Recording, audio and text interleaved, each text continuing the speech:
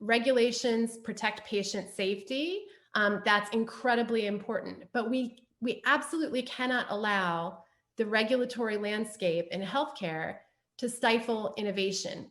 You're listening to Decoding Healthcare Innovation with Carrie Nixon and Rebecca Gwilt, a podcast for novel and disruptive healthcare business leaders seeking to transform how we receive and experience healthcare. Hi, everyone. It's good to be here. All right, so today we're going to talk about national security. That is probably a bit of a surprise for some of you who have tuned in to hear about healthcare innovation, because that's what this podcast is supposed to be about. But the truth of the matter is that healthcare innovation is actually a matter of national security.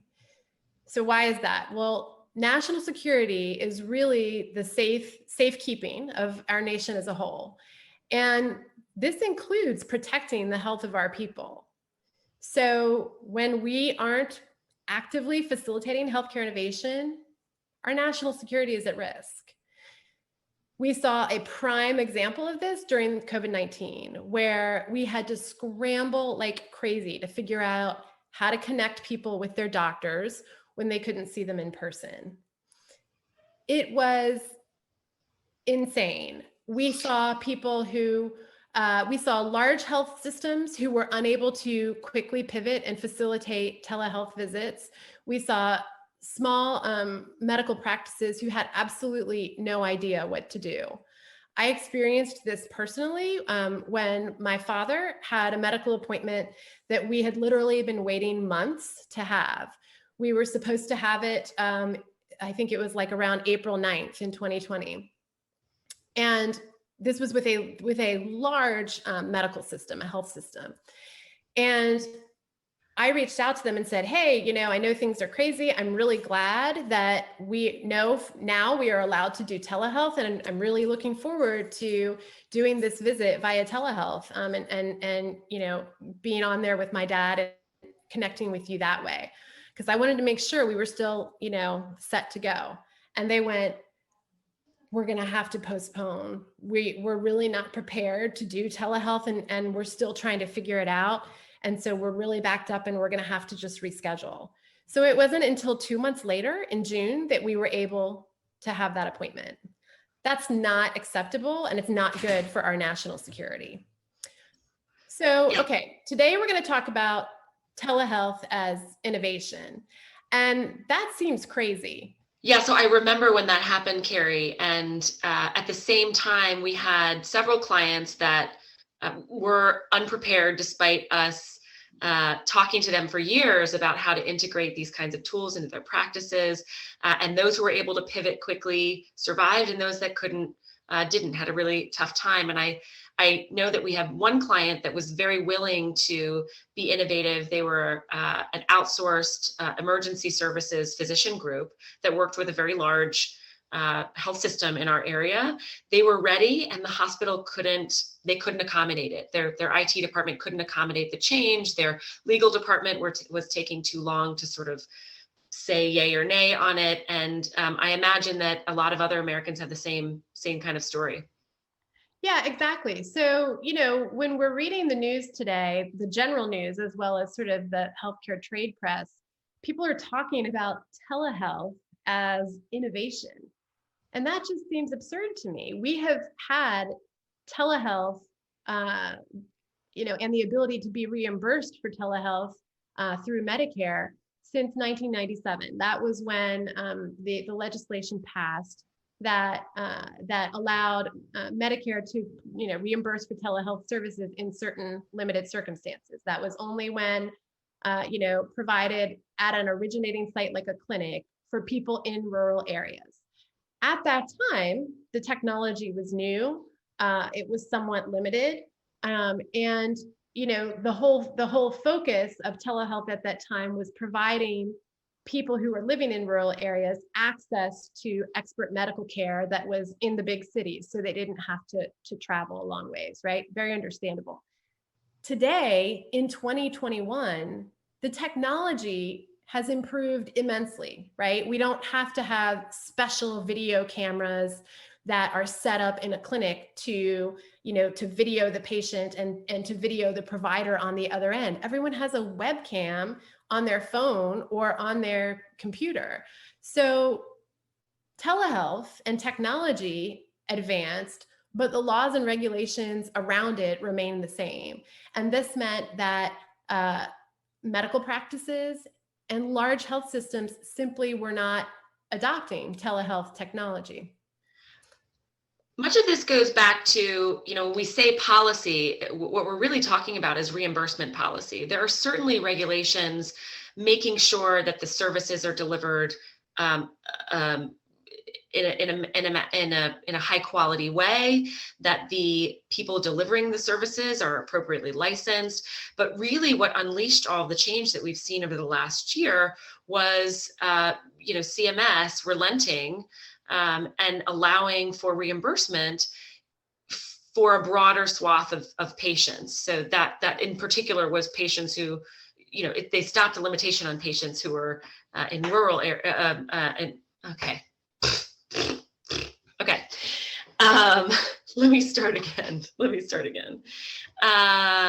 Okay.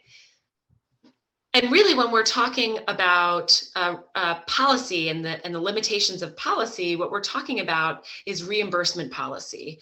There are other laws that apply to the delivery of services via telemedicine that have to do with the quality of care, the licensure of the doctors, making sure that it's safe and that patients aren't hurt in the process. But really what we saw during 2020 was an explosion in the use of telemedicine and other remote and virtual care services, only because the ability to bill for them had changed.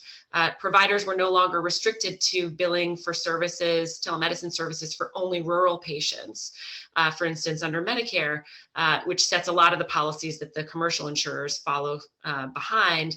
It is shocking to me that it took till May of 2020 for the first sort of 50-state telehealth provider to start billing to Medicare. They just couldn't do it before that. And that meant that 33 million Medicare beneficiaries who couldn't pay cash for services were only able to access them, setting aside those that lived in rural areas who could make it to an office in that rural area. They couldn't get it from home at that time. That it took till May 2020 to open up that market. And what we've seen since then is that the care was good, the people like it, and they're asking for more. Yeah, that's right. And I think you're referring to Doctor on Demand. That's right. They were able, that's a company that had a national presence. As soon as Medicare said, hey, we're going to allow reimbursement for this, they pivoted to get enrolled in Medicare. But it's still a process, right? And it took longer than it should. And in the meantime, as you very rightly point out, there were many, many, many Americans that were left without access to good care. So, you and I know very well that healthcare is the most highly regulated industry in the nation. And that's for a lot of good reasons, right? Regulations protect patient safety. That's incredibly important. But we absolutely cannot allow the regulatory landscape in healthcare to stifle innovation in that place, in that space. Instead, we really need to be encouraging legislation and regulation that actually proactively facilitates innovation.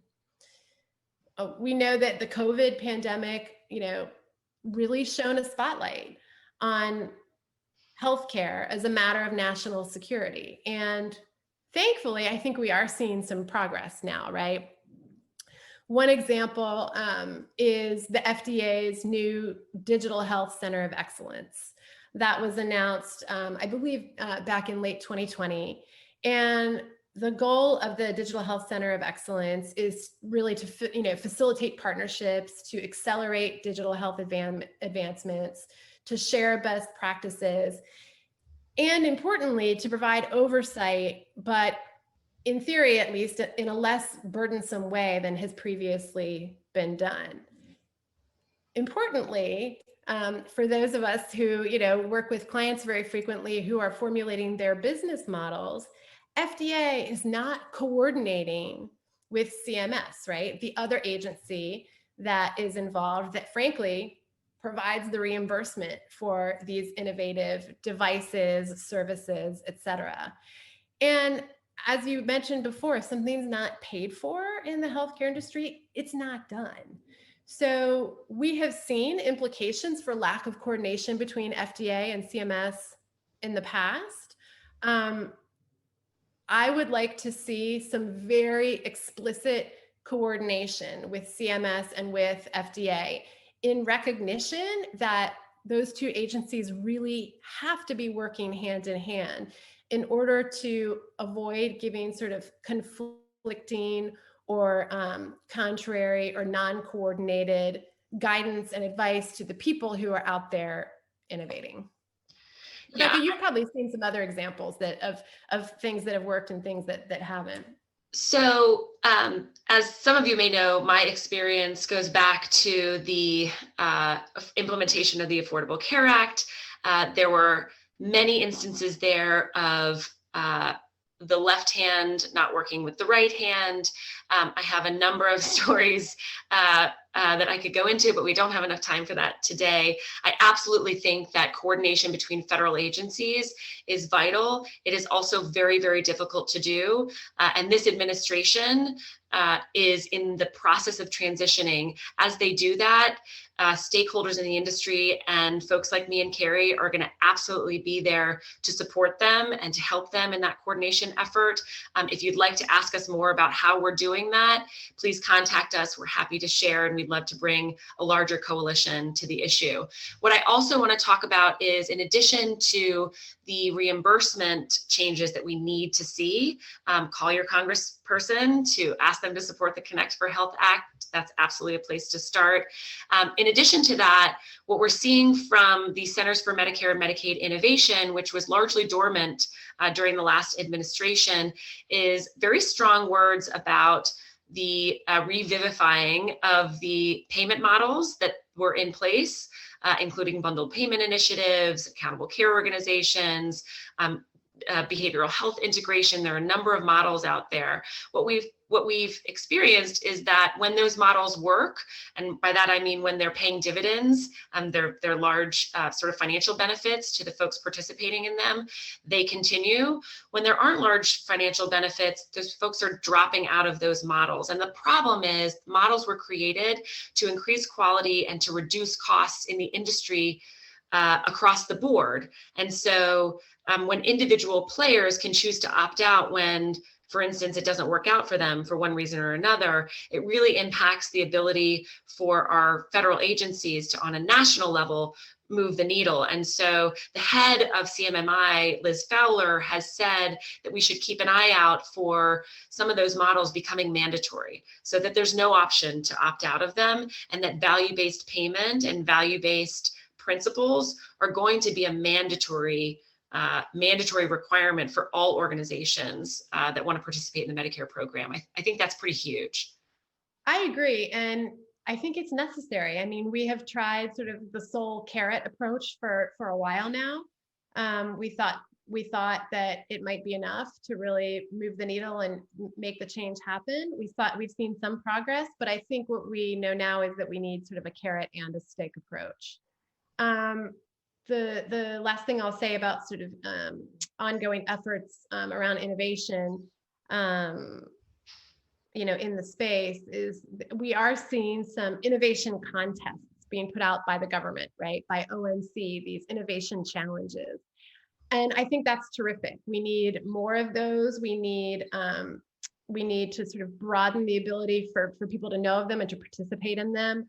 I think there's some good stuff to come out of that. So I'm encouraged by that. But as we wrap up, I'm going to circle back to telehealth, and not because, it is sort of the only healthcare innovation, far, far from it. But it's a really good example of a course of action we don't want to repeat, right? We don't want to, sort of get to reimbursement for virtual care services only to have them so limited that no one actually, again, starts using them. So I'm going to circle back to healthcare. And, we're seeing a lot of legislation out there, but a lot of that legislation does not include payment parity. And that means that, there's no requirement that telehealth be reimbursed at the same amount as the equivalent in-office visit. And frankly, that is less of an incentive for providers to encourage telehealth. And that, without a doubt, increases, we know that telehealth increases the access to care and reduces overall cost to the system as a result. So there are some really easy and smart things that I think the government can be doing, looking to telehealth sort of as an example. So anyway, as we conclude, I just want to urge everyone to think about and to talk about healthcare innovation as a matter of national security. As Rebecca said, talk to your legislators, talk to your policymakers, frame this as an issue of national security, the safekeeping of our nation, with respect to their healthcare needs and their overall health. I think it's a message that we don't hear enough, they don't hear enough, and I think it's a message that really should resonate. So thanks for the time today, for tuning in, and we'll talk to you soon. Bye, everyone.